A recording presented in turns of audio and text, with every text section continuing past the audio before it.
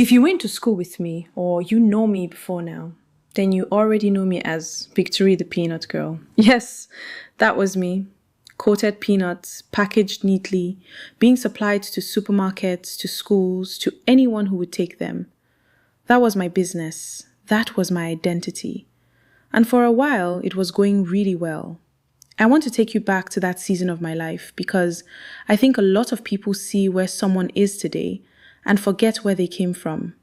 They forget the struggles, the failed attempts, the moments where everything was falling apart and you had to just sit there and figure out what to do next. So before we talk about tech, freelancing, or working with clients in the United States and across, from right here in Nigeria, I need you to understand where I started. I was producing and selling coated peanuts. I had put in lots of efforts, time, and money into that business. I was supplying to supermarkets within and outside Port Harcourt.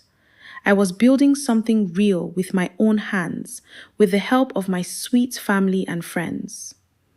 And then NAFDAC came. They started seizing products, not just mine. So many small businesses were affected. But for me personally, it meant I was refunding supermarkets, watching everything I had built get dismantled. Though I had already begun the NAFDAC process, but when I heard how much more was required of me, after spending over 400,000 already, I had to sit with the reality that the money I had invested was gone. I made the painful decision to pull out. Not because I didn't believe in my product. I still love those peanuts, and one day I will come back to that business. But because I had to survive, and I had to think about what came next. So I tried other things. I started selling baby clothes. I was getting a few customers. Things were slowly picking up, and then my Facebook account got banned. Just like that. Mark woke up one day and decided Victory's account needed to go. And everything I had built on that platform for over 7 years, every customer, every connection, disappeared overnight. I created a new account but barely had any followers. By now, the momentum was gone. I was frustrated, I was tired, and I was honestly scared. This was a really tough season, but it taught me that sometimes things don't fail because you did something wrong.